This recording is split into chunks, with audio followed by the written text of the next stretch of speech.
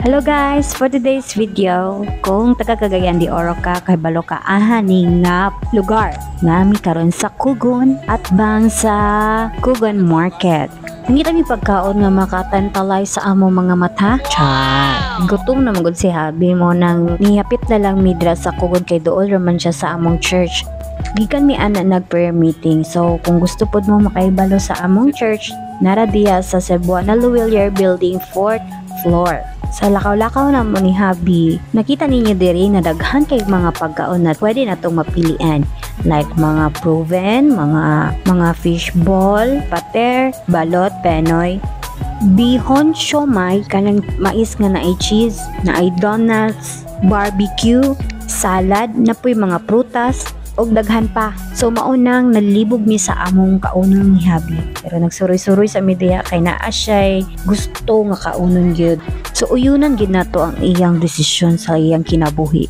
Bitaw dala na sad namo ni nga date kay panagsara gyud mi makalakaw ni Habi kay tungod sa mga hectic kay nga mga schedules.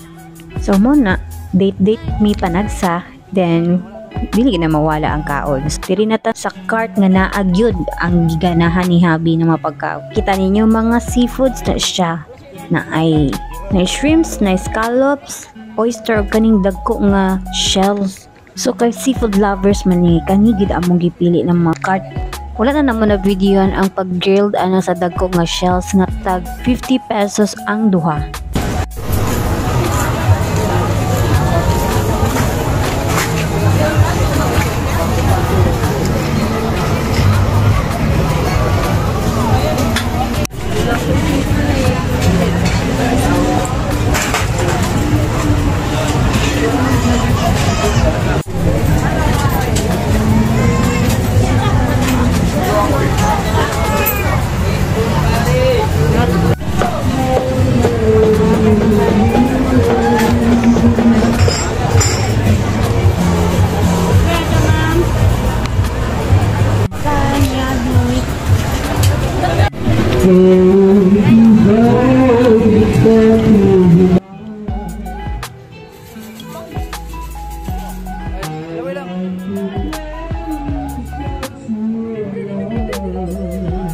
So mana na day mig kaon na ngita na pud miglain. Napingis jud mi adto. Sa inan kaduha ra ka shell, so napingis jud kay na siya. So kana suroy-suroy na sad mi kay nangita na pud miglain nga pwede na mong kaunon nga makatantalay sa atong mga mata.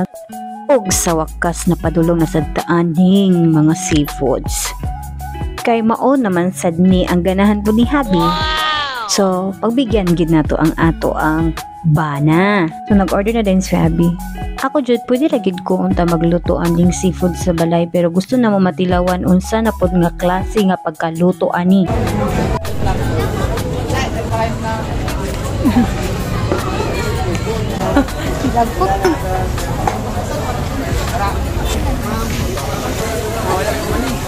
Sauce bay.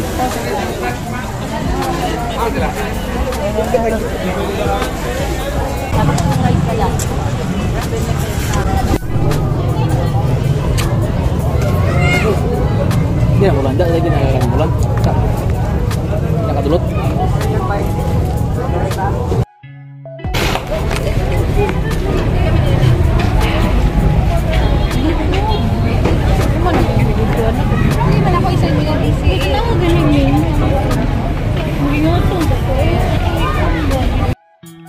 Kini andar naman po ang hatpog pagka chef master. So among gi-judge ang pagkaon nga among gikaon karon.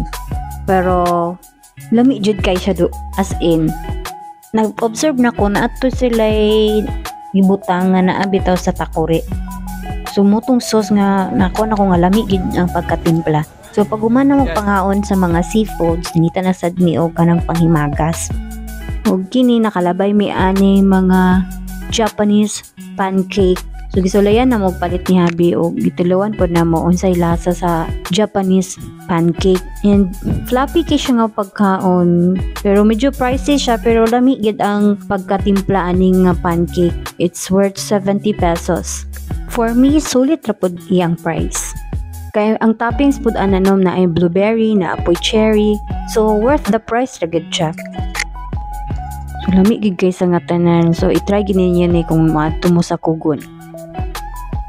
So ngita na to tong bana kung unsa pud ang iya ang reaction na lamian pud akong bana na ba.